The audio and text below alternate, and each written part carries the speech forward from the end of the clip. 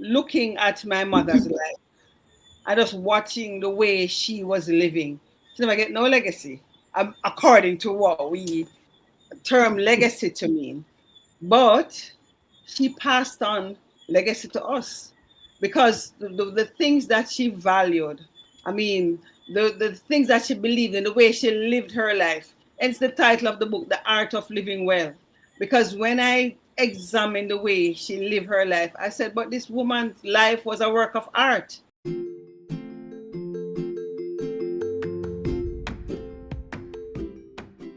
Your book is the perfect spark to get the fire going in your personal life, career, business, or ministry. Light that book spark today.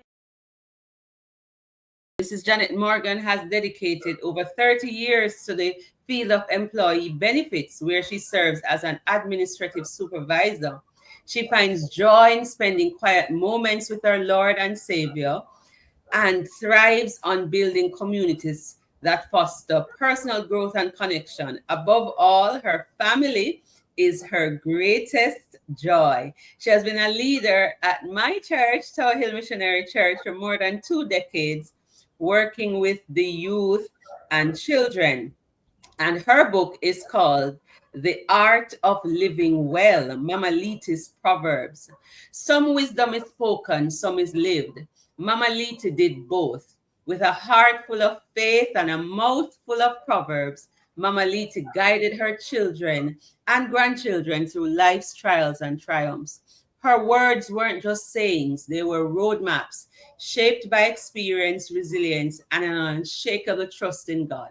The book brings her wisdom to life, weaving timeless Jamaican proverbs together, rich storytelling and spiritual insight. And with this book, we step into Mama Liti's world and we let the wisdom shape us. And about the story behind her book, so that we can also hear what gave rise to this book that celebrates this Jamaican woman, because again, it's another woman theme, and BambuSparks is a female-led company. You know, I like the fact that you said story because I often think that there's really a story behind the book. And so I have long wanted to write the story of my mother. And not just because she's my mother and I like her and she like me, but I definitely have been inspired by just the way she lived her life, just the values that I saw in her, the strength of character, the courage. I mean, the way she dreamed bigger than her circumstances, the way she broke down those barriers that were established by society against people like her. And that's why I would long wanted to write that. But wanting to do something and getting it done are not necessarily the same.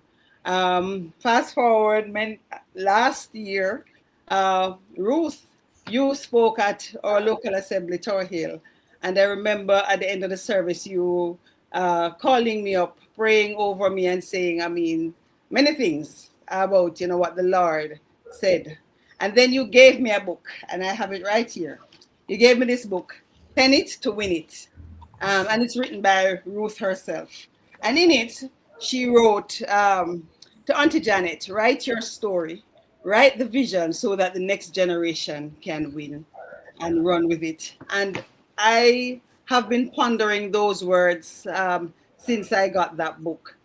And in a couple of weeks or a month later, I got a message from Ruth saying that she had a scholarship for some persons or a person who would be interested, and she laid out the criteria.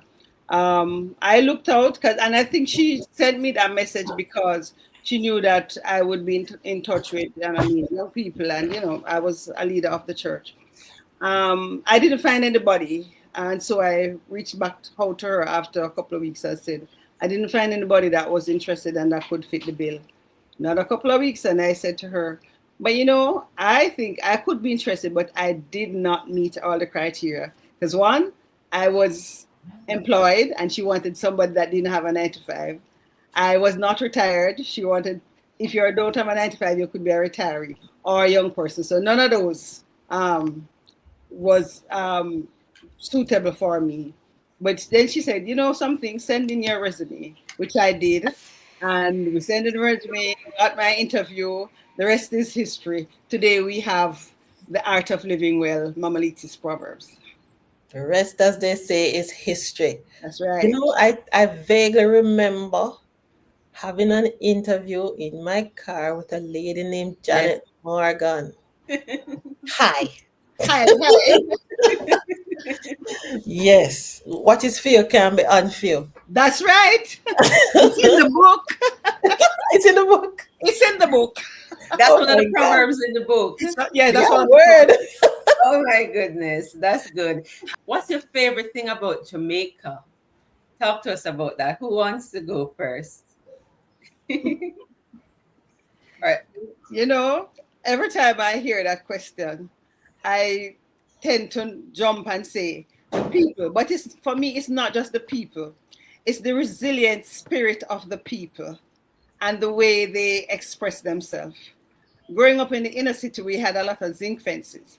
So when we had like strong winds, what we would call breeze blow, of course the fences would be torn down, would be blown down. But in very quick succession, as soon as the wind subside, people would be out there re-erecting their fences.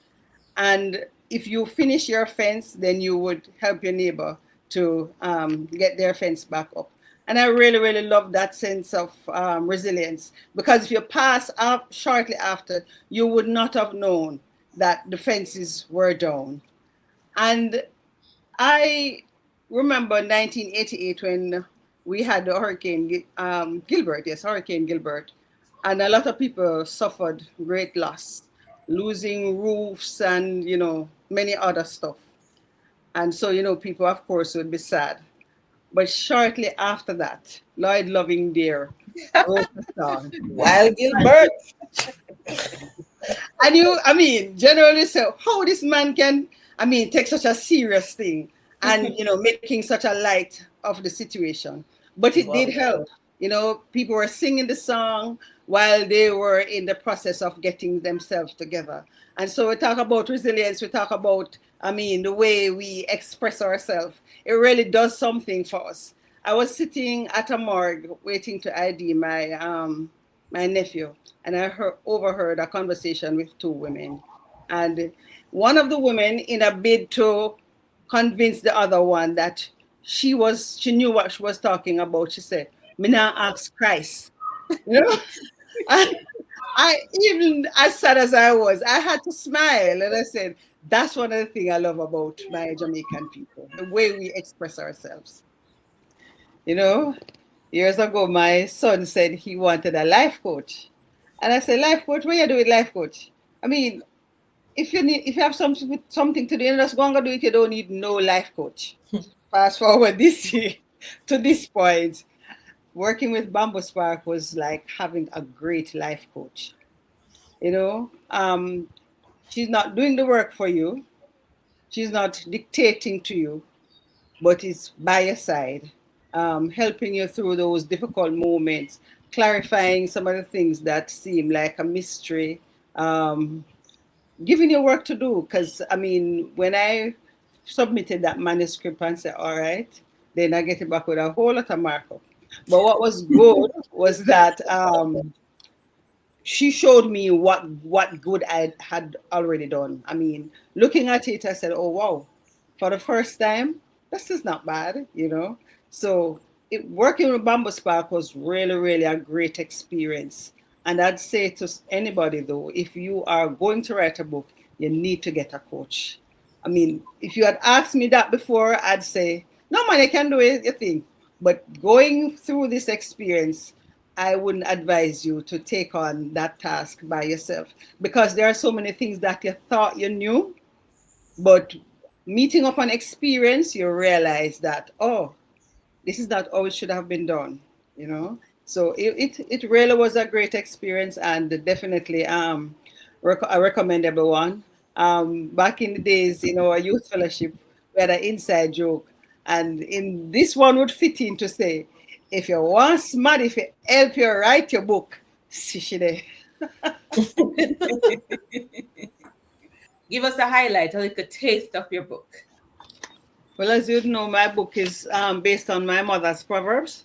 So I'll use this one. When a man not dead, not call him duppy. When a man is not dead, do not call him a ghost. It was that very sense of when a man not dead, not call him duppy, that gave her the courage and the determination to finance the building of her house, even while earning a modest income as a household helper. We witnessed so many people bouncing back from extremely difficult circumstances, whether physical illness or other hardships. And this always made Mama happy. She celebrated those victories because they reinforced her belief. To her, failure was never the end. Poverty was not a deterrent to striving for what she called a better life. So she kept going. She kept holding on to hope because as long as she had life, she had a reason to keep trying. I hope that Mama Liti's exemplary life will inspire and encourage all mothers to embrace this influence and confidence with purpose. I love That's it. it. What's the proverb, everybody? I'm on the dead, I call him Duppy. Olive Dumpy. All right. You can't get more Jamaican than that. What's life been like since the publication and launch? It's a heightened sense of awareness and passion. You were aware before that women need somebody to walk alongside them, and I got that awareness just because of growing up with Mama, and you're looking at how some other women are living their lives, and we're really doing the best that we can.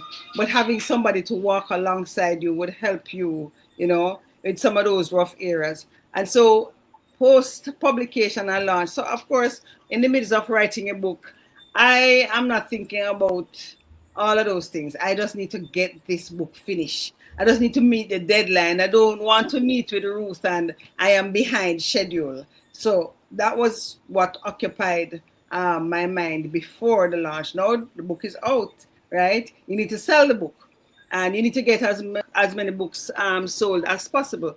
But it's not just getting the book sold, it's about getting the people to interact with what's inside of the book. Because sometimes somebody might buy the book to support you, but I didn't just want to sell a book. Yes, I want to sell a book because I want to get some money, but I want people to interact with on the inside. I want people to be inspired. I want people to be encouraged. I want people to be motivated. So that is what is occupying my mind now. You see people on the street and you're saying, that person would benefit from something that's written in the book. You hear people talking about their sense of dejection and feeling let down and all of that. And you remember that Mama expressed some of those, experienced some of those emotions, but yet she overcame them, and you have written about them. So how do you get those persons to interact with the book? Whether or not they are going to buy it, because some people are not going to read it.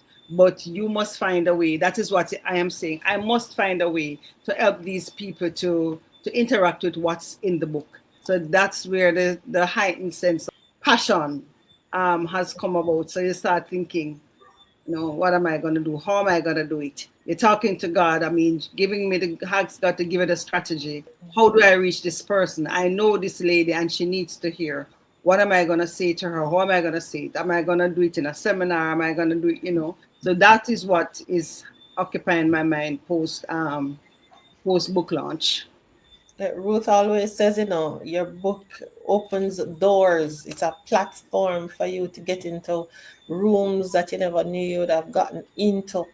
And what strikes me about your book and the humble background that your mom came from and how she dreamed bigger than her Right. circumstances. We have a lot of people in Jamaica like that. There's songs sung about them. We just played a little clip of Legend by Chronics. I am the street sweeper. I'm the person that cook your lunch and sweep, and the person that the security guard at the gate. These people who watch over your children every day. Mm. How would you encourage aspiring authors? You've walked the coals. sometimes you have your own experience, you have a story, but then you're comparing it with somebody else's and you feel that it is not enough. But I'm saying your story is valuable. So, first of all, own your story. And then I'd say find a publishing coach. Don't do it alone because, yes, the story is a good story, it's a true story, and it makes sense and it is meaningful, but you need to know how to present that story, and that's what they will do. Then you're going to definitely need to settle down and be consistent. There has to be a level of consistency if you're going to make it to the end. You can't write today and don't feel like writing tomorrow. But I just didn't feel like writing. You have to take the feelings and all of that out of that. So you have, and I guess in talking with the professional, with the publishing coach, that definitely will be brought into the play. Because first of all, you're asked, how do you intend to basically land the ship? How are you going to move from manuscript to publication? So there's two ways.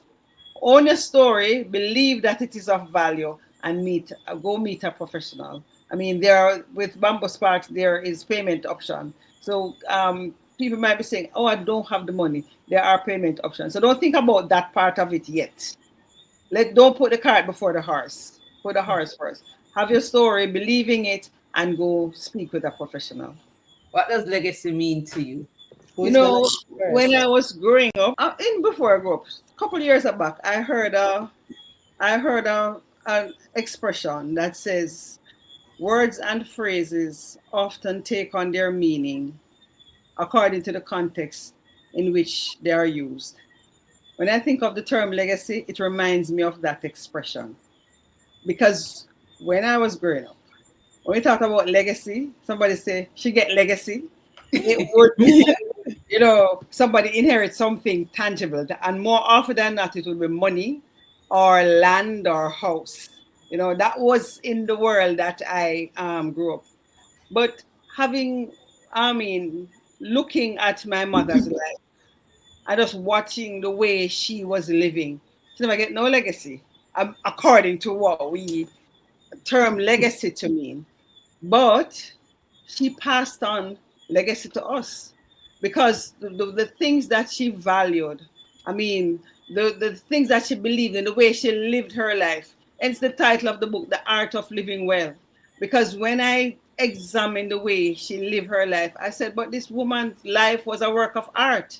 Because art is something that comes from the inside. There's something that you have on the inside, and you're bringing it on the outside. Whether you're going to write it, paint it, sing it, So when I think of the word legacy, yes, it still means inheriting something, passing something from generation to generation. But now it has moved from just the tangibles like the house and the land, and has moved into the intangible, like wisdom and faith and influence. Because that's what my mother has passed on to me.